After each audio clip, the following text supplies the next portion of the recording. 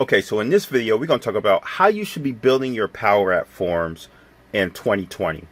As we know, the tool came a long way, our skill sets have come a long way, and now we're a bit mature. We kind of ran through a couple of scenarios through production, through the maintenance cycle, which is really important because you really don't know how great your strategy is until it actually has to be maintained and modified. So here are the tips and tricks on building a Power App form in 2020.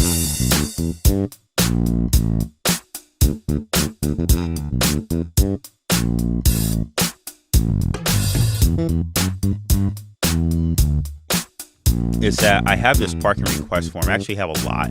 And this is one of the things that I highly recommend you do. Just find you a site collection to where you can just practice and tweak and really kind of vet some things out.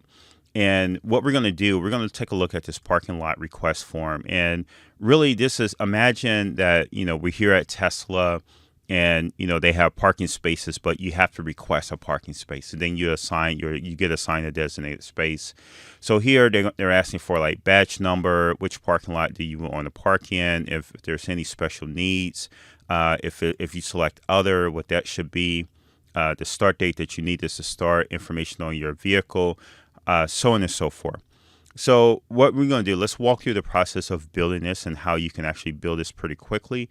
So what I'm going to do, let me just go to the home screen, go to the gear icon, site contents, because what I want to do, I want to replicate this list, but I don't want to go through the pain of recreating all the site columns and stuff like that, because I really just want a fresh list that I can go ahead and practice the Power Apps piece of it without the pain of recreating that list. So here I just go from an existing list when I go to create the list, Power App request, and then go ahead and select that parking lot request. And I'm gonna just call it parking lot.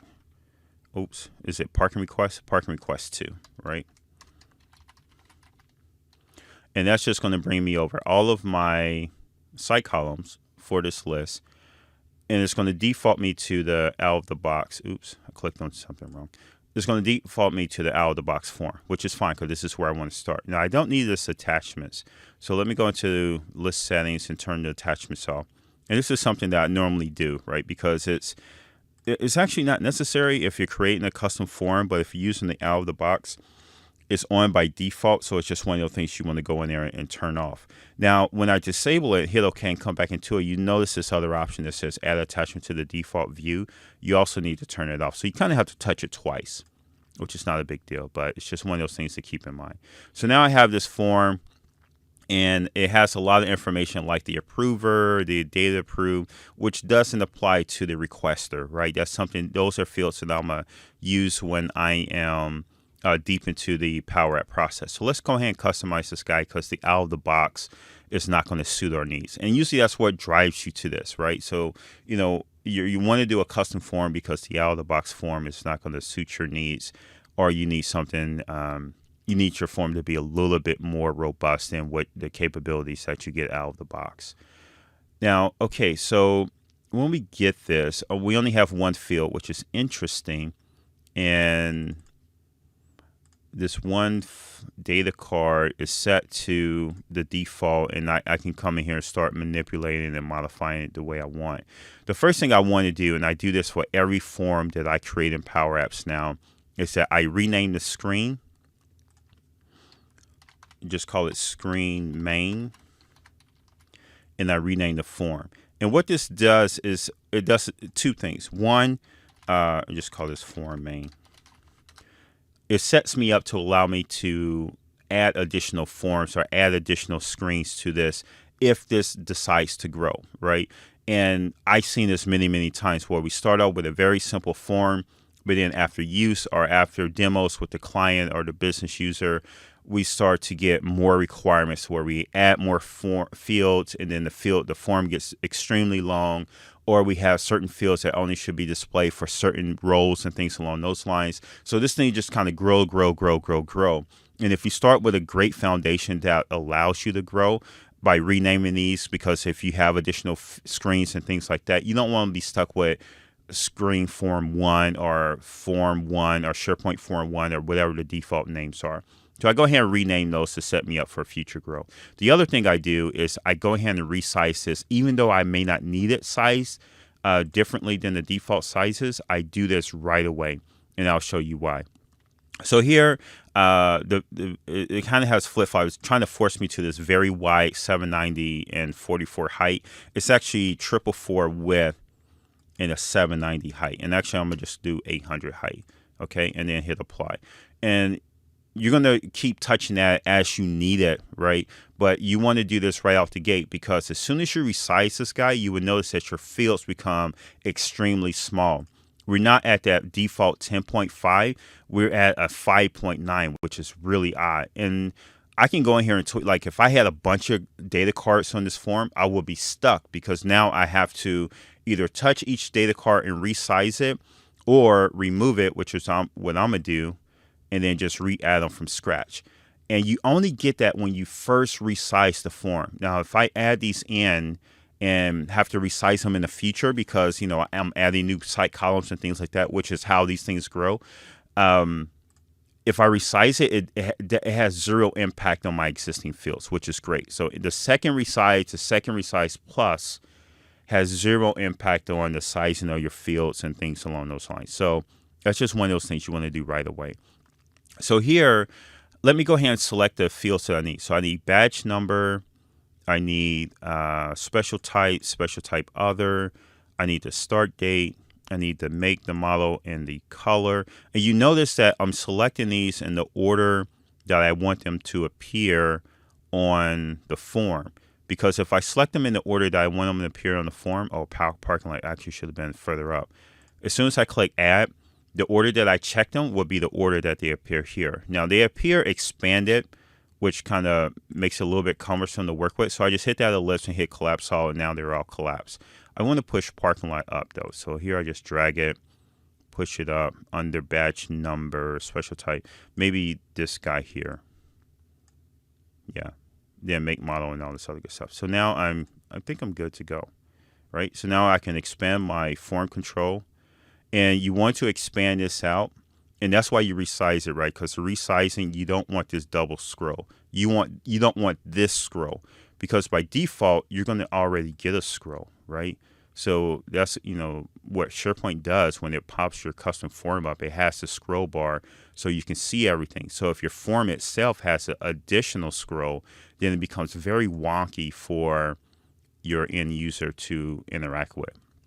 So here I got everything sized. Now the special type other, this is a multi-select type. This is a multi-line field. So what you have to do is select that to be a multi-line. So I go into special type here, and then just expand this out to be multi-line. And what that's going to do, that's going to give me enough real estate to type in a nice description without it kind of being forced to a single line of text. All right. Now the other thing you would notice in this form is that I have these line breaks. And this is another thing that, you know, usually for a end user, it's great to kind of group or segment off the different fields. So to do that, I actually use data cards for that, custom data cards. So here I can just go into this ellipse right where I collapse, and then hit the option that says add a custom card. It's going to add this guy to the bottom. And what I like to do, I like to rename these. So I go into my control tree over here, and then just call it like DC header 1, just to kind of highlight that this is actually a header. And what I can do, I didn't do it in this form, but actually you can have several of these. So maybe like badge number parking lot. So maybe badge number start date would kind of be like the initial information, then parking lot info, right? And that would be the lot, the type, and any other special. And then you have the car details. So let me add 2 of these in here. So let me add another custom card, because I want 2 line breaks to kind of break this up, and rename this one to DC header 2. And then use this first one to kind of break up the badge information to the from the parking lot information.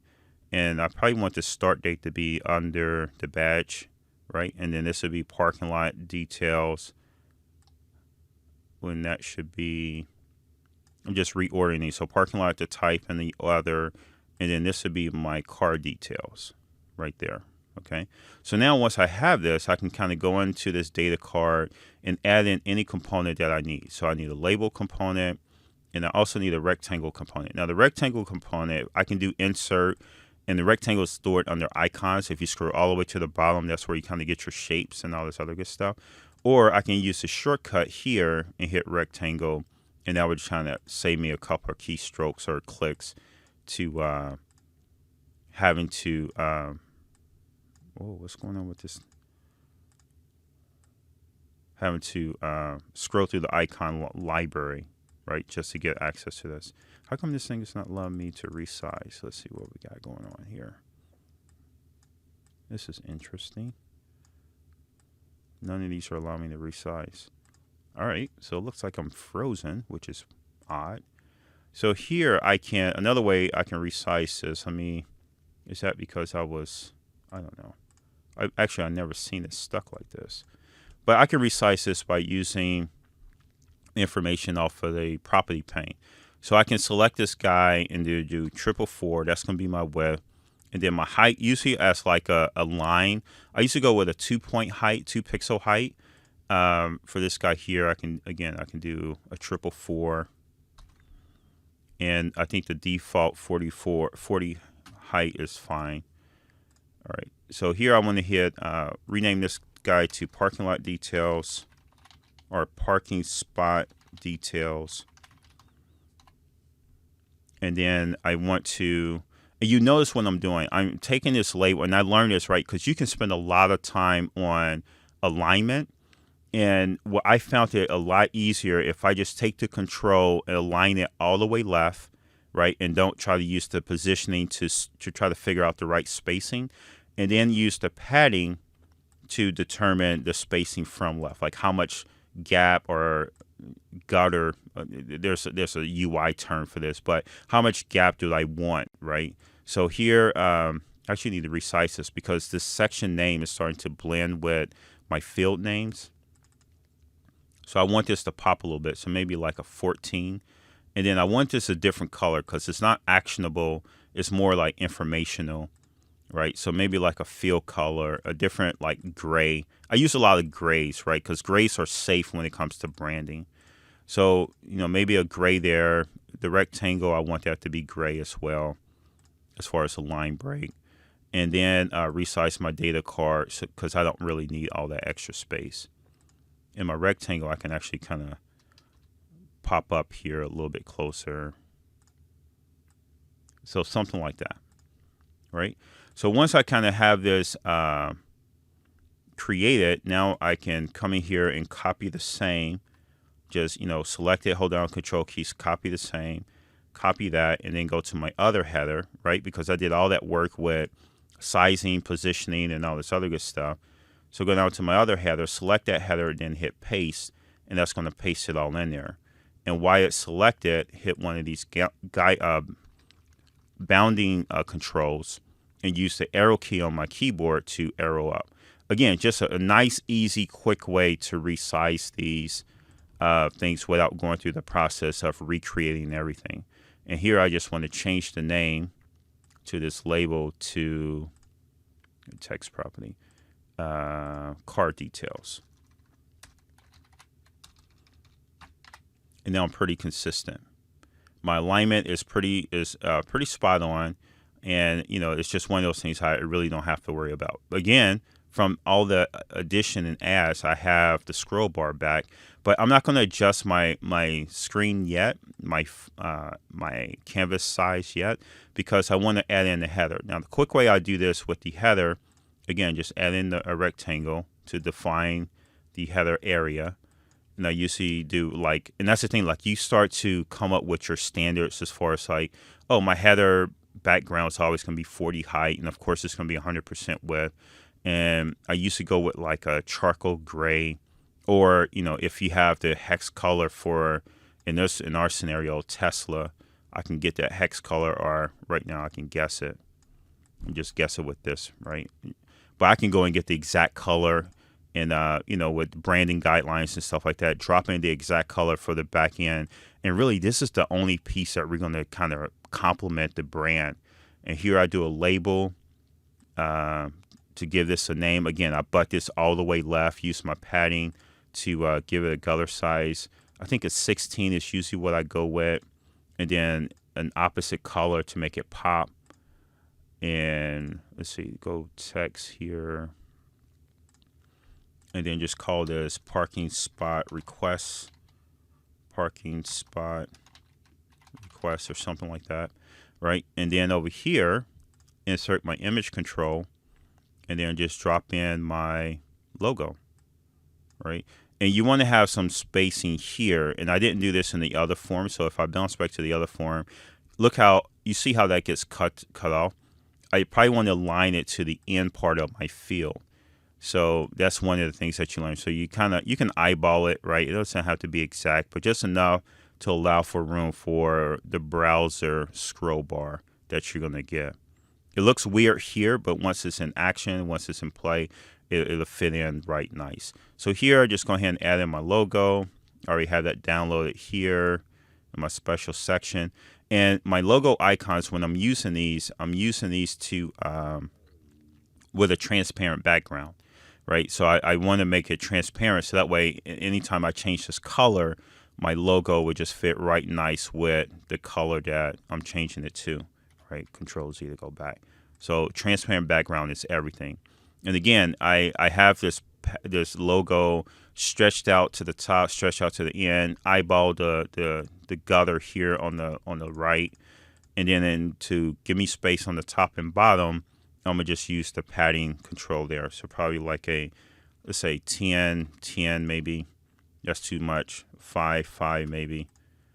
I think that's enough. Just enough headroom so it can breathe. All right, and then here, just add my padding over to the left. Probably like a 25 would do the trick. I usually kind of go with a 25, and that's it. So now I need to get rid of the scroll bar. Wait, let's go ahead and push this form control all the way to the top. So pop it there and stretch it all the way out. And it looks like I may be probably about 100 pixels, 150 pixels off. So let's go back in here, resize it, settings. So add 150 pixels to 800. That's going to put us at 950. Go back and stretch this out. And hopefully once I stretch it out, the scroll bar is gone. And it is. All right. So now if I kind of zoom out, take a closer look at this guy, you will see that we kind of have what we need. Go ahead and push this up, and probably within 15-20 minutes you get a nice looking form complementing the brand, and it doesn't take a lot of work. You don't spend a lot of time on spacing and stuff like that. You got nice head breaks in there to kind of break the form up a bit, and ready to rock and roll. So here, let me hit parking request 2, hit new, and look at this scroll bar. You see how it just complements that. And oh yeah, you see, here's another thing that I always forget to do. On my rectangles, it has this hover. I wish Microsoft would change this, or the PowerApps product team. They do this different color on your hover, and I would highly recommend by default this to be the same color. This always gets me, and I always find myself having to correct this. It's not a big deal to correct. It's just one of those things when you think you're done and you go and look at that, or you forget it because you don't press it. So basically what it is this hover color here. I usually change the hover and the press, because this is a rectangle that the user is not interacting with. So if they accidentally click on it because their cursor happened to be in that area, it shouldn't change color. That's just awkward, right? So the quick way to do this is selecting your property. You can actually click on these labels. It's not clear that you can click on them, but when you click on them, it highlights that particular property up here in your formula pane. Copy that, and now I can go ahead and drop this color in everywhere it's needed, and it takes that weird hover color out.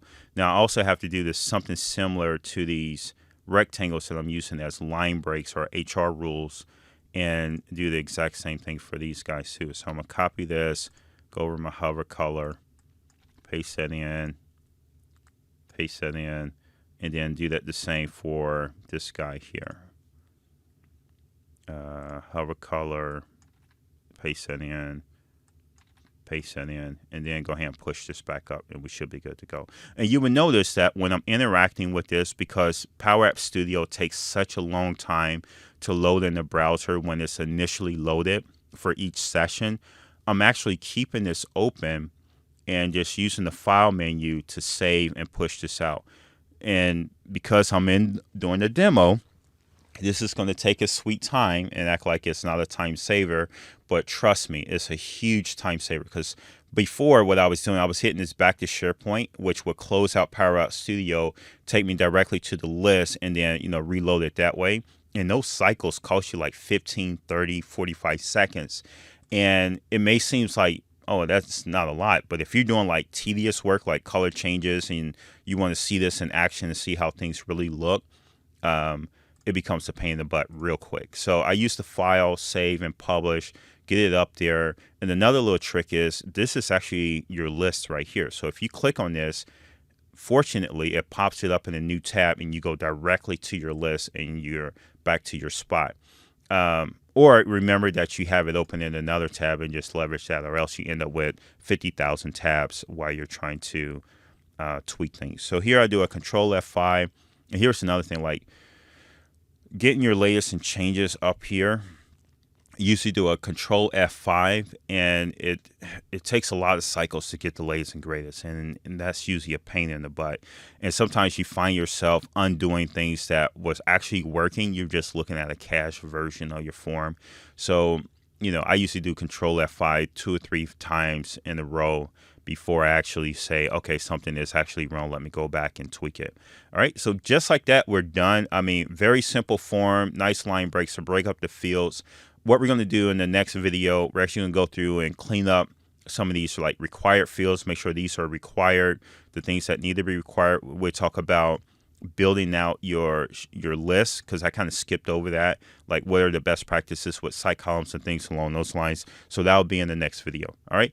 In the comment section, if you run into tedious items that really just a pain in the butt that you just hate, or if you have any other general questions, leave them in the comment section, and I'll try and incorporate those in the next video. All right, thanks for watching, and talk to you